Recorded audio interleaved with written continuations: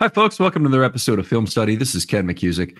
We're here today to continue our Expectations series, and we're going to talk about Sanoussi Kane and Mark Andrews today.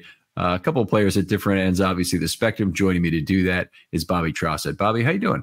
Ken, it's great to always return the favor. We know, Sarah and I love having you on and getting your perspective, and I've been following along with this series as well, so glad to be a part of it. Oh, I appreciate that, Bobby. Thanks for listening. So let's talk about Sanoussi Kane first. Drafted round 7, number 250, a 6'2", 207 safety out of Purdue. Really known as being a strong safety and a run-fit safety, less of a coverage guy. Yeah, and the first thing that comes to mind when you think about a late round safety in Baltimore is some of the development success that they've had in those later rounds in recent years. A Chuck Clark comes to mind. Man, if Deshaun Elliott had stayed healthy, he certainly comes to mind. And then, of course, most recently, who got a great contract this offseason in Cincinnati, Geno Stone. So, those are just three names within the Lamar era, if you will, that certainly come to mind. Each one of those guys had hurdles that they had to obviously climb and surpass ultimately to, and all three, crazy enough, are still in this league. So I just think that speaks to what Ozzie and in this front office, and of course led by Eric DeCosta now, does from a scouting department. And then most importantly, though, when they get in from a development standpoint too. So it's a remarkable run that goes back to the dawn of Ravens history. They're 1996. They drafted Ralph Staten. He falls into that category as well. Certainly, they've had a number of great dime backs come out of the 6th, 7th round, or even UDFAs, including Anthony Mitchell, who returned the field goal 90 yards against Tennessee, and Chad Williams, Haruki Nakamura. It's a very long line of dime backs, and it was Ozzie's wheelhouse to get a safety in that round.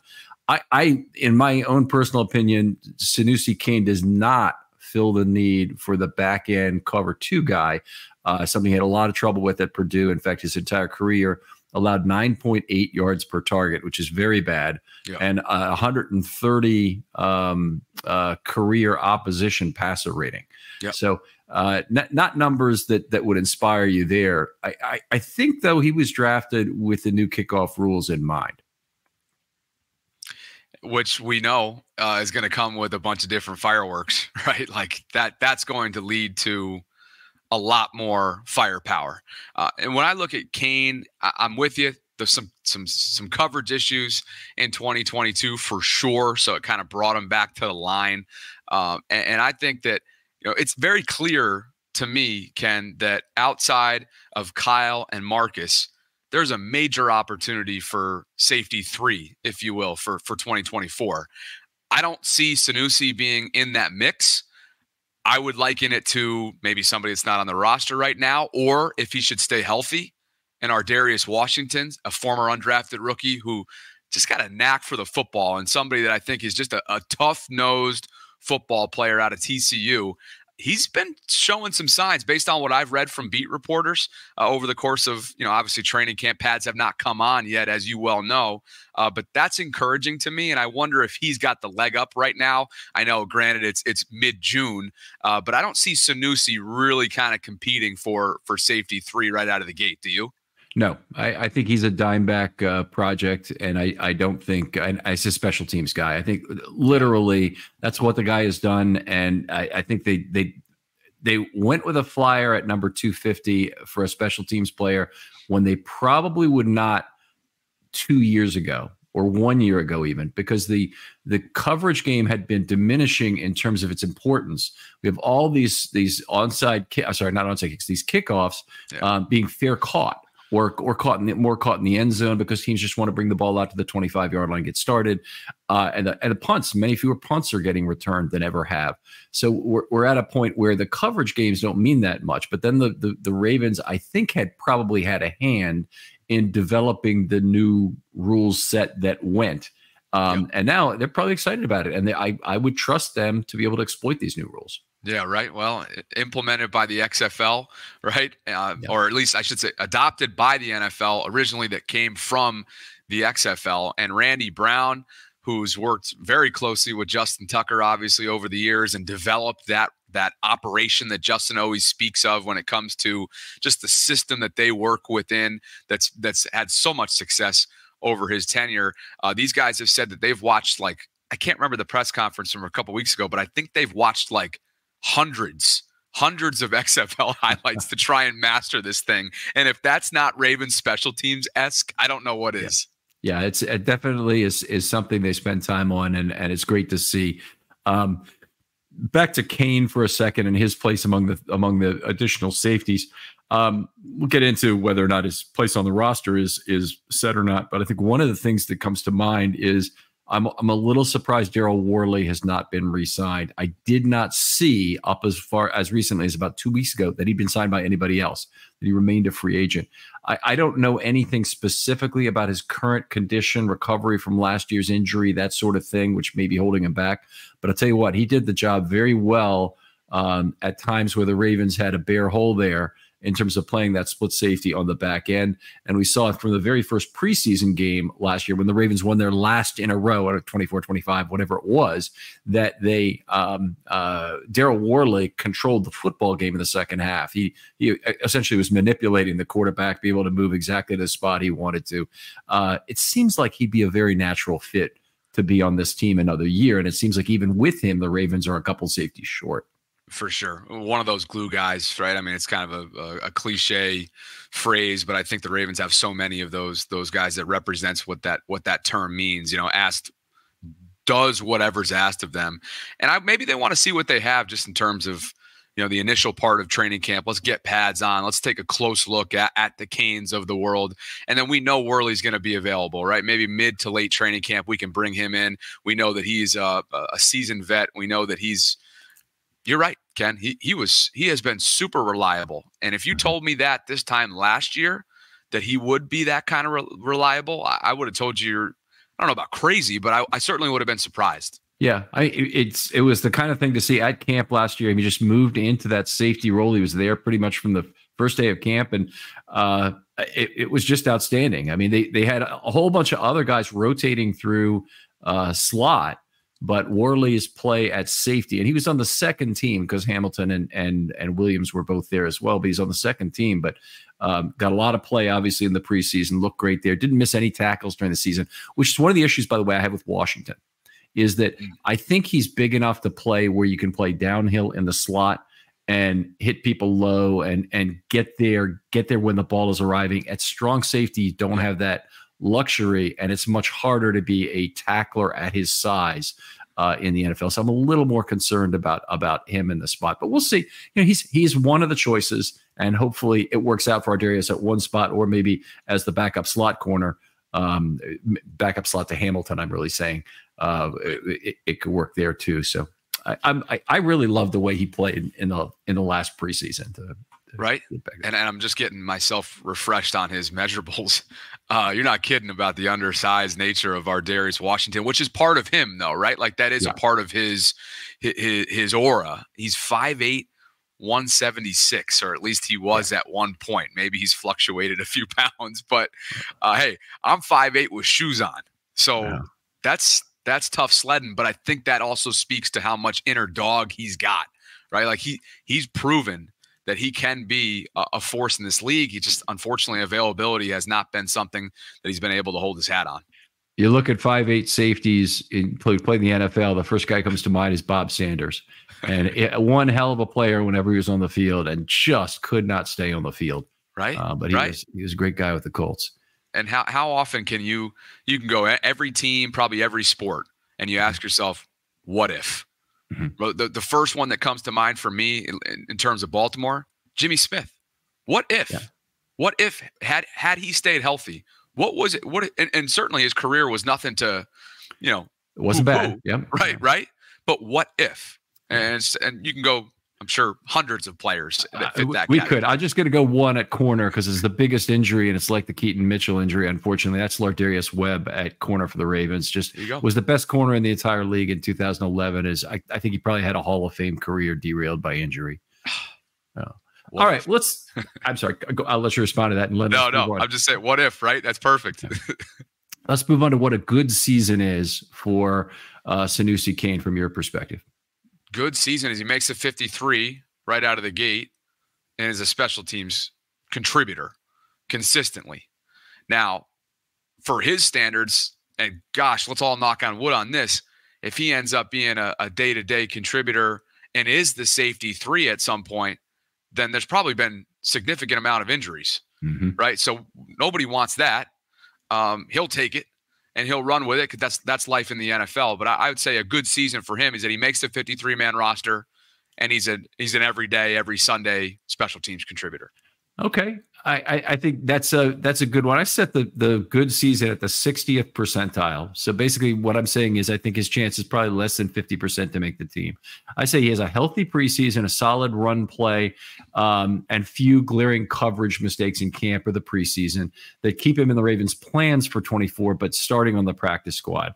He might be on the practice squad, he might not, is what I'm saying, even if he does not make the team. But he flashes as in a role. And the roles I'm going to offer as a possibility is kick coverage or dime, I think are the two big ones in camp or preseason. And I think he's a potential to float as the top special teams player available in the practice squad. Now, the Ravens make healthy use of the elevations on a week-to-week basis. They're allowed 3 for free. Sanoussi Kane is not the kind of player who gets taken away from you by another team. So I think they can go with 3 activations for him and then move him up to the 53 if they like what they see. If they don't, they can leave him down for longer and wait till circumstances force them to do it. But my expectations at the good level, again at the 60th percentile, are just fairly minimal for Kane for 2024. And by the way, they cut Geno Stone as a rookie too, which is still boggles the mind to me, and still boggles the mind how lucky the Ravens were to get him back after leaving him like that. Right. And then he went down to Houston for a cup of coffee, right? Yep. He went down to Houston. Think about that. The next year, they got him back. They signed him back to the same contract he had, which is just it's a remarkable set of circumstances. But it's one of these cases where I don't think you can take credit for the Geno Stone draft value when you cut him and somebody else takes him. I don't think you can take credit for it anymore. The Ravens obviously clearly had a guy they liked, but they that's the way sometimes. Man, and Ken, I wish, and I only, sometimes the vocal minority can take up too much headspace here, so I don't want to generalize too much, but I wish more of the fan base would. I know it's tough when Geno ends up in Cincy, right? And of course, PQ ends up in Pittsburgh, which is the biggest stinger of them all, just because of how polarizing he's become for right and for wrong. But yet, what a great story Geno is. He just got paid. And I wish that more fans could sort of put their fandom just aside for a second to acknowledge and appreciate what he's done for himself. Because to your point, I had to kind of get refreshed on that when he left. He wasn't even part of the Ravens' plans early on, which is fascinating. And you wonder what happens with Kane, because very similar players in terms of what their strengths and weaknesses are coming out of school. Stone, a fantastic splits field safety. So I'm going to differentiate them a little bit from that respect. But yeah, it was okay. I guess here's how I'd feel about it with Kane's loss. If he gets taken by another team, or some other team figures, hey, the Ravens liked him because of this, and we saw enough in preseason to think he can cover kicks, I'm not going to lose any sleep over it, honestly, if that happens. With Stone, I was pissed that he got taken away from the Ravens. All right, so let's go into a great season for Sanoussi Kane. What does it look like to you? A great season. So I had a good listed at he makes the team and is a special teams contributor. A great season is that, unfortunately, like we've seen in recent years in the secondary, there are injuries, and he gets an opportunity to essentially show that strength in numbers, right? Okay. He's a contributor on special teams. He's obviously on the 50, maybe not initially, to your point, maybe he's not on the 53-man initially, but due to injuries, he kind of gets thrust in there somewhere in the secondary. And essentially, hey, drink from the fire hose, young man. Okay. Yeah, that it could certainly happen. It always is at risk. A great season for him. Makes the team as a special teams ace and dime candidate. Active most weeks and sees some minimal time on defense, but still less than 100 snaps. We see flashes on special teams and something that keep him in the Ravens' plans for 2025. I think that last thing is the most important, that the Ravens see something that they just got to have him for 2025. If honestly, if he can make that a kind of impression on the Ravens, I think that makes the season great right there. right? Because then he can at least start to look at his future a little bit more clearly, rather than, hey, he might be headed to, might not even be on this roster, or in Gino's case, might be headed down to Houston. So, yeah, I hear you. All right, let's move on. Talk about Mark Andrews, the other side of the coin here, and obviously the main event here. He'll turn 29 on September 6th. Kind of at a crossroads season here. Might not be a crossroads, but people, I think, don't realize how much pressure there will be on the Ravens to cut salary next year.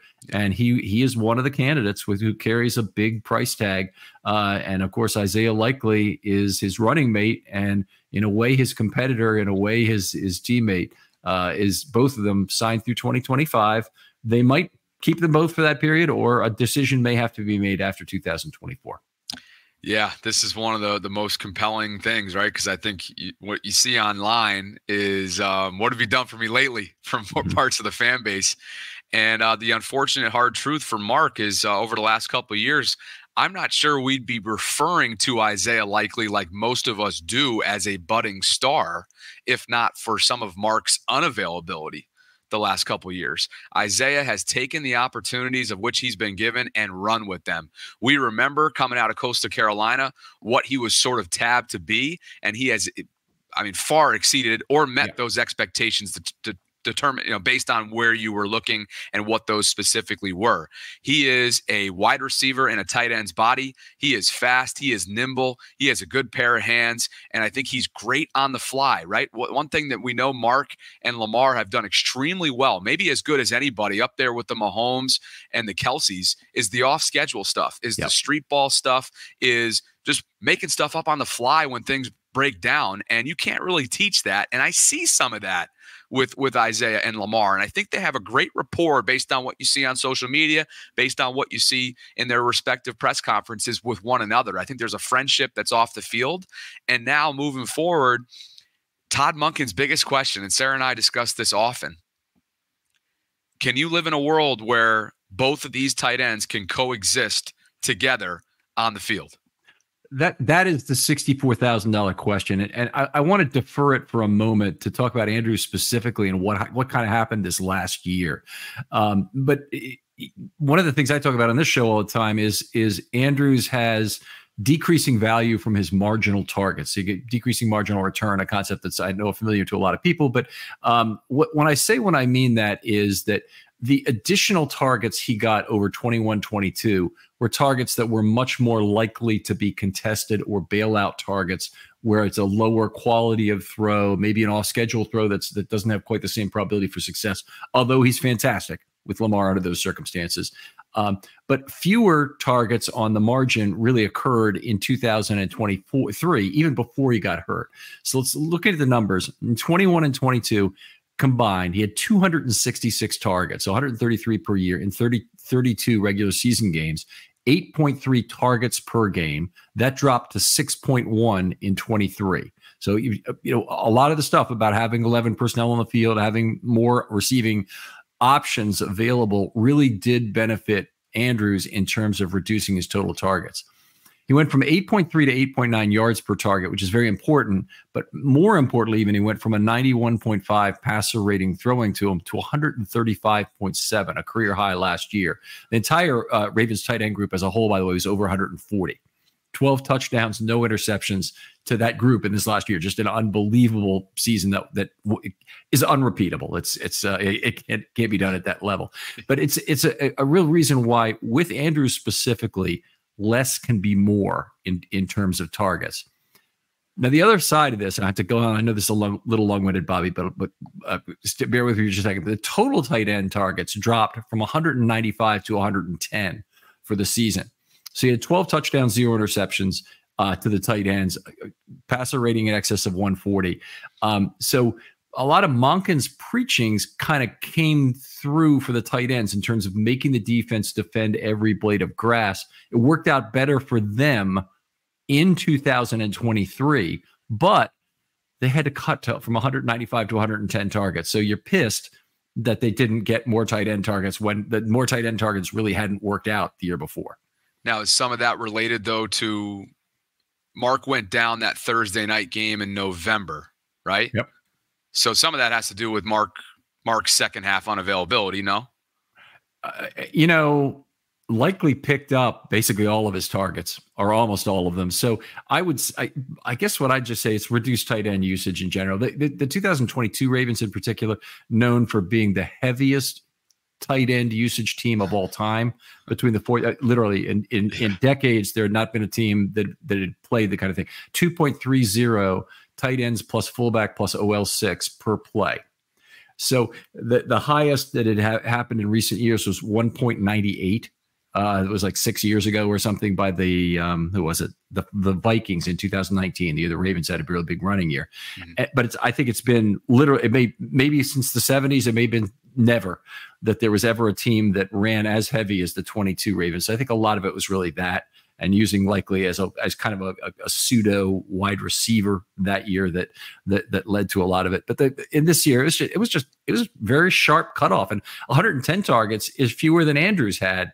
Certainly 2 years ago when he had 140 some. It's a big cut in total targets for the tight end. Absolutely. You know, his presence is something that's talked about a lot, right? Mark's presence, the relationship with him and Lamar, he's referred to as the security blanket. He's referred to as somebody that Lamar can lean on, which has been backed up, whether it's the eye test, the numbers that you point out pre-injury and things of that nature. Do you think that Mark's presence with these multiple tight end sets that we're expecting this upcoming year, and this $64,000 question that you referred to as, you know, can they coexist together? Can Mark's presence and Lamar's overleaning on him actually take away from the two of them as a duo? I think it's possible. I do. I think that if you're going to look at a player who may have suffered from the presence of Andrews, the guy I'd look at is Bateman.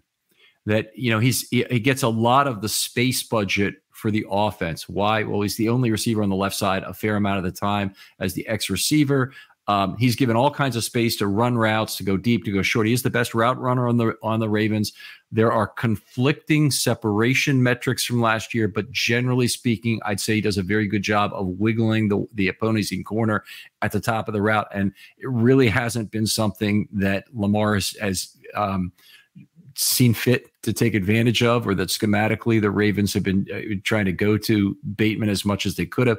And in truth, Bateman had kind of a lousy year in some respects last year, but Lamar also overthrew him a few times on deep balls. Whereas if that was Odell Beckham, I felt like the ball would have been tossed up there as more of a quote unquote 50-50 ball, but a ball where he's trusting Odell or any receiver to go up and get the ball. But I think you make a good point. I think it's very possible that, you know, having both of them on the field and Andrews getting the first look a lot of times, and especially it's not always the first look as the play is schemed. It might be the first look as the play is extended. Right. That does have a risk. The other factor in this, and granted it was November, as I referenced, and then he rushed his butt back. We all know that. And he came back in the AFC Championship game and was, dare we say, a non-factor. Mm-hmm. Whether he should have been back or not is up for debate, but now he's had a full offseason to recover. You mentioned there's a lot of NFL miles on the tires. That's a significant ankle injury. One of the things that I'll be watching along with Marlon Humphrey, Kadri told us last week that there's some reason for concern in his mind for Marlon, just in terms of some of the nagging or lingering things that John Harbaugh referred to last year. And of course, there's a number of other things that we'll be watching, but I want to see what Mark's stamina is. I want to see what Mark's cutting looks like right now with that ankle, because he's been super, super quiet this offseason. That doesn't necessarily mean that anything negative. I think he's so incredibly laser focused at this point in his career, because I think he feels like a lot of people feel like it's Super Bowl or bust. But I'll be curious to see what that ankle looks like. 8 months removed, something like that, 7 or 8 months removed. He played on January 28th. So yeah, it'll be interesting. Obviously, very frustrating nature of the injury with Wilson last year. It's the kind of thing you never want to see. Really don't like the hip drop tackle and how it occurred. Did you guys you have any feelings about that directly? And about, obviously, Wilson has been someone who uses the hip drop tackle and has done it before. Any specific feelings about that? You know, I remember at the time being pretty indifferent about it, and then you started looking at the numbers. And you want to know why I was indifferent? Because I was like, okay, I want to look at the numbers because I wasn't familiar with the statistical numbers based on past injury. Mm-hmm. But then I was also kind of in the camp of sort of that old school way of thinking, man, at some point here, it's going to be a two-hand touch, but then I started looking at those numbers. I started doing a deep dive, and I'm like, this is somewhat of a trend here. And I think they probably made the right call. How about you? The number quoted is that you're 25 times as likely, 2,500% more likely to get an injury with a hip drop tackle than with other types. Yep. So that enough should be a player safety concern they should act upon. And let's hope that is better in 2024, because the other things that they're doing about flagging it or whatever, I don't think any of that is enough. I think they have to come up with very meaningful, well enforced rules for doing it. And I'll tell you what, too. Would Logan have been able to get him down there if not for the hip drop tackle? Mark's probably a strong dude. Yeah. I don't think so. Yeah. Right? Because you're trailing from behind, and Mark's going 100 miles an hour, and he's what, 6'5", 250? Yep. I don't even know the numbers off the top of my head, but you're not getting him down. So it will present challenges for underside. Well, I guess he's a linebacker, right? So for DBs, it'll be probably a bigger challenge than it will be for linebackers just based on size. But I don't think 89 goes down there without that technique. It's often the thing cited by defensive players is, what am I supposed to do to tackle him into the end zone? And the hip drop tackle, one of the things you do is you pull the player back towards you and roll on him. So it's they have enough information now with all of the information they keep and the shoulder pad sensors and whatnot, that they know exactly where the players are. They could see exactly what's going on. The league's under a microscopic focus in terms of what's happening on that field. If you can make it so easy for the receivers to catch the ball, that's an area of the game where I wouldn't have any problem if they made it a little tougher. But changing the tackling, that should be something that should be front and center if there's this kind of an injury risk involved. So hopefully they get this right. Agreed. All right. Go back to Andrews for a second. He was not flagged in 2024, which, by the way, is a really big deal. Kelsey, for example, had 10 flags during this season. And one of the things you'll see is if you look at PFF's numbers, he doesn't show up that great as a blocker. I thought he had a really good blocking year this last year again. But Gesicki, Waller, and Noah Gray are the only three guys with more snaps who weren't penalized at tight end. It is a big difference. It's a big deal not to be penalized. And by the way, if you're looking at PFF numbers, they have a significant underweight to penalties within their thing, which basically says Kelsey's not getting penalized and Andrews not getting the benefit of having no penalties nearly as much. So when you look at that jaundiced eye, I would recommend with regard to those things without looking in that penalty column. Now, he played in 10 games. Mm-hmm. So that's probably less than that group, but 467 snaps it was without a penalty. Yep. Still a hefty sample size, which is an absolute plus. And he just brought me back to earlier on in his career when one of his things that he constantly talked about in terms of his room for improvement was blocking. Mm-hmm. So there's no doubt that it's night and day from years ago when he first came into this league out of Oklahoma. But to your point, I still think that there's always room for improvement in that department. But gosh, has he answered the bell in pretty much just about every other area? Yeah, he certainly reduced lots of his shortcomings. I think he had 4 drops this last year, if I recall, and it was a mix of things. One site has him for 3, another for 4. Okay. Either way, it's okay. But he had 7 total OPIs and holding calls previously in his pro career. So getting rid of those is big. I always talk about this, but post-snap fouls, much, much more serious than pre-snap fouls, even if they're both for 5 yards, with it like comparing an illegal downfield on the pass for a lineman to a false start. Much rather have the false start, because the false start is 5 yards at the only, And the IDP is 5 yards if that's the best result for the defense. If the play is better, they take that. So the optionality of penalties is very important. And Andrews has avoided those post-snap fouls in this last year. So that was really nice to see. Man, you think too, just you commenting on the drops statistic that you mentioned, like more often than not, I'm happy to live and die by Mark Andrews drops because the volume is through the roof. And for the most part, the guys answered the bell when it comes to high volume requirements that have been asked of him over his years as essentially Lamar's top target. Yeah. It's all his rate statistics are very good. The one thing that had been a problem in recent years was there were a lot of interceptions on balls thrown his way, but that's really not Andrews' fault as much. Well, occasionally he'd have a tip ball. We remember the 2019 game against Tennessee in the playoffs and that happening. But more often, it's just a second defender collapsing on down to Mark as a safety or even a linebacker, who's very cognizant of the window and is closing, is moving into a spot to contest Andrews because Jackson has thrown a predilection to throw it to anyone else.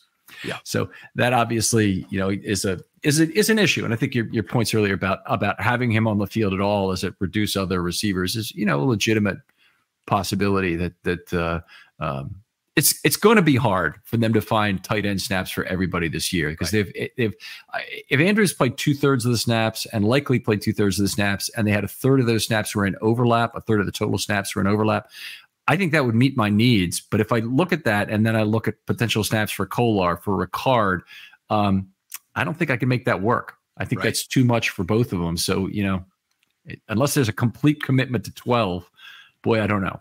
It's an embarrassment of riches. I think it's an easy argument to call them the deepest tight end room in the entire league. And then you stack on, to your point, Ricard, who can do a little bit of everything for them. So, and the last thing I'll say about just those drops and Mark Andrews' high volume, you think about the degree of difficulty coming across the middle where, sure, you have your eyes on the football, but your peripheral vision has you staring at a linebacker coming in 100 miles an hour. And maybe you have a DB that's trailing you hard. And yet, more often than not, he's coming down with the football and taking a beating while doing so. Yeah. So I have so much, like I said, I'll live and die. I'm willing to live and die by Mark's occasional drop because of what's asked of him. And he consistently answers the bell for this team. Yeah, absolutely. I mean, been a revelation. That's why he's the trusted target. He'll do whatever it takes to come down with the football.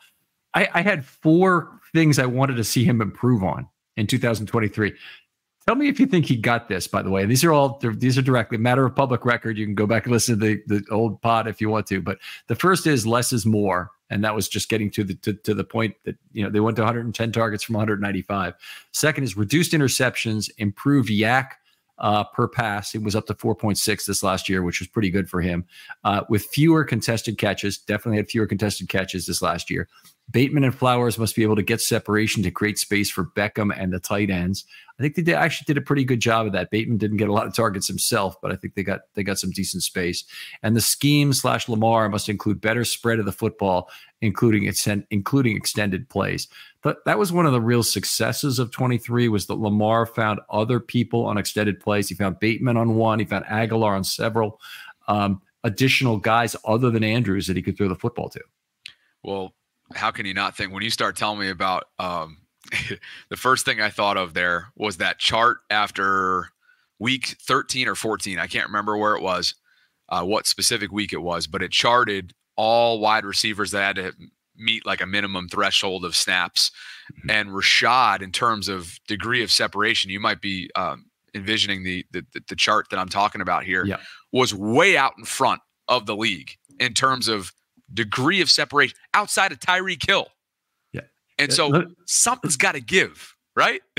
Yeah, I can explain that to a certain degree. First of all, it should be clear, but everybody is working from the same exact data from the shoulder pads. So even though multiple people are reporting it very differently, and I mentioned conflicting separation data, the separation data for Bateman as measured one way is very high, as measured another way was in the 30th percentile. Now, that's unusual, but if you think about what Bateman's style is, it's usually separate at the top of the stem, come back for the football, or go across for the football, and his initial separation would be highest. So they might be measuring it when the quarterback releases the ball. They might be measuring it when the ball is passes the receiver or gets to the receiver. But either way, those measures are providing two different angles on this. Gotcha. And so that's where I was very interested in that data, and I really want to understand exactly how it's measured. I am the kind of guy who asks questions about this. Like we've seen top speed measured. What does it mean? Over what period of time? Over how many clicks of their thing? Because they have data every 10th of a second. Do you average 3 or 4 in a row or whatever? And one thing about speed is I know it's distance over time. All right. Right. So there has to be a time in the denominator, damn it. Tell me what that time is. Right. No, this is the context that we need, right? Because we can see those all 22 highlights, being posted and going viral about Rashad that show the immense amount of consistent separation, but we don't necessarily have that synced up with where the football is, where Lamar is at that time. And then, so what does that chart ultimately show you? Well, he's got some separation, but we don't know where in that progression of any single snap. So that was the first thing I thought of with those observations that you had there. And hopefully it continues for him, because he ain't going anywhere anytime soon, having signed that extension. Yeah. Well, let's look at a good and a great season for Mark Andrews. Start off with a good season. What does that look like for you? A good season is that he plays in all 17 games. I'm going to say that for both good and great, because I just hope that, for his sake, that he's able to kind of fully recover from this. Good, I think, is probably just south of 1,000 yards receiving for him, somewhere in that 8 to 900 category. There's a lot of mouths to feed. I'm not saying that he's not capable of. We all know that he's more than capable of doing a whole lot more than that. So I'd say a good season is you play in all 17 games. They're spreading the football around, so you fall in that somewhere to 800 and 900 receiving yard season. Maybe 5 or 6 touchdowns to go along with it. And obviously that means that Isaiah Likely is going to be very much a contributor as well. All right. That sounds good to me. I'm going to be very similar, healthy for 15 plus games. Since he hasn't played every game, and he's certainly been great at times, I wanted to reduce him for a little bit from that. Again, 60th percentile, playing about 15 plus games, I think is reasonable. Quality of targets decreases slightly as Monken finds a happy medium in terms of tight end efficiency, but passer rating throwing to him stays 105 plus. The 135 passer rating is not sustainable. You're not going to have 0 interceptions thrown to tight ends. And Monken is going to be not only incented to throw more to the tight ends because the results have been great, or to scheme it that way, and Lamar is going to be incented to do it more, but he's also going to probably be forced to, because they don't have as many weapons at wide receiver that appear ready to go. We don't know what Tez Walker is going to be this year. So hopefully 105 plus would be good. He increases as a play action threat with additional read steps attributable to the Henry Jackson combo. We haven't talked about Derrick Henry here. Probably he's the most important player in terms of effectiveness of the tight ends this year, because the Henry Jackson duo, if it works out, and there's real reasons to be concerned about that in terms of tread wear and whatnot, but if it works out, then it will be make the tight ends an absolutely devastating play action weapon. Right. And regardless of whether or not Derrick has the ball in his hand, I mean, you better believe he's going to be something that you have to take into account. So it's funny. We've gone almost 40 minutes and we hadn't even mentioned King Henry's name, which is hard to believe. But that speaks to, one, what this episode's about, first and foremost, but two, just how much else there is around him. But I'm with you. There is no more important piece to that offensive puzzle aside from 8.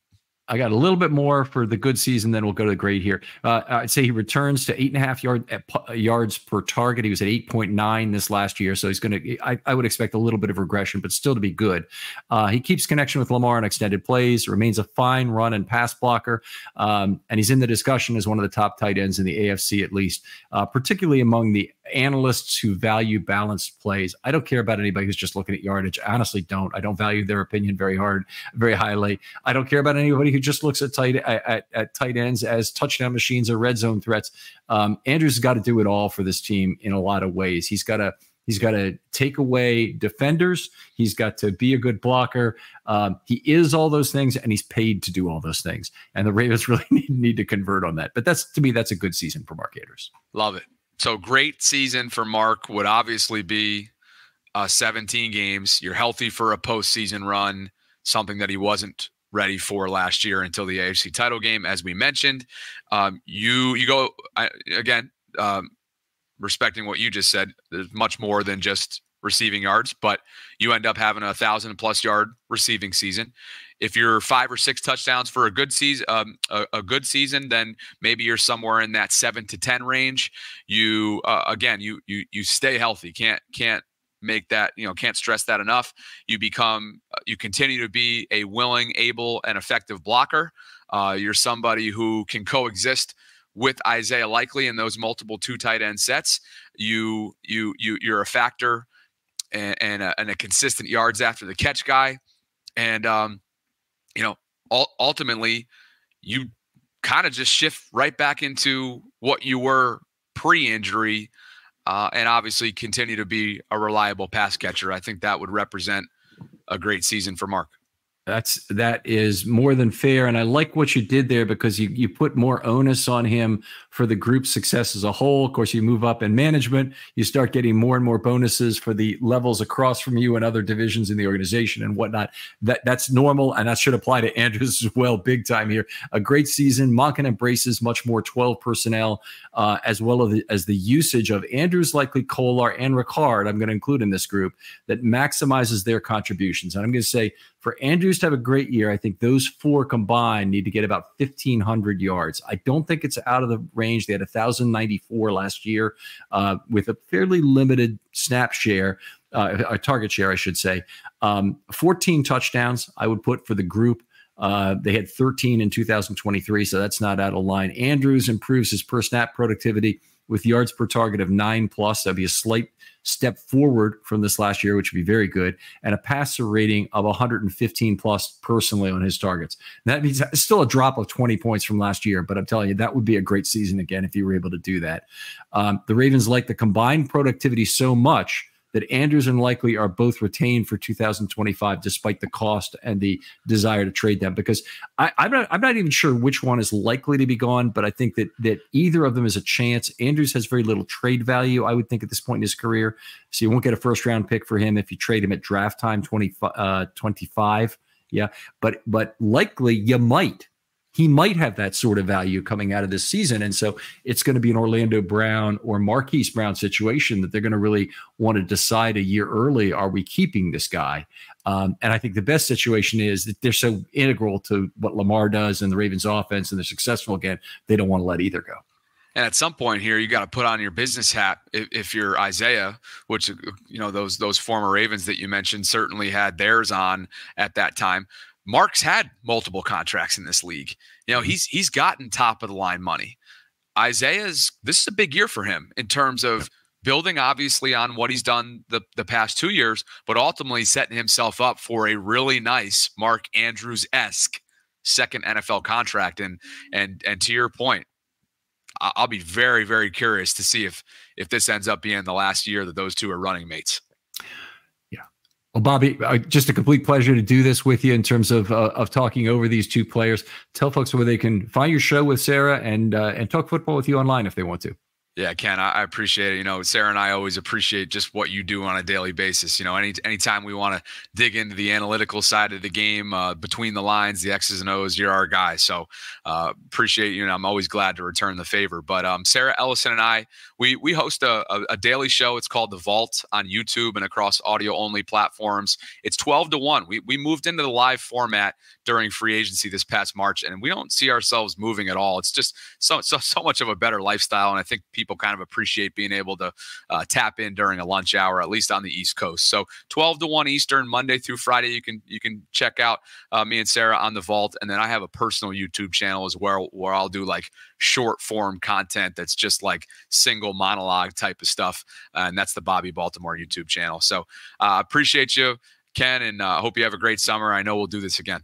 All right. Thanks, Bobby. Other folks out there, if you'd like to be on a film study short, hit me up. DMs are always open on Twitter. I'm looking to do a concerns series entering camp. If you have a concern about the Baltimore Ravens, and what fans that really follow this team don't have 3 or 4 concerns with an incredibly deep roster still, but have some concerns, I want to hear from you. Pick your concern. It's going to be, I have to narrow them a little bit. So we can't redo the Ravens' entire passing game and whatnot. It has to be something specific, scheme-wise, that they maybe don't do.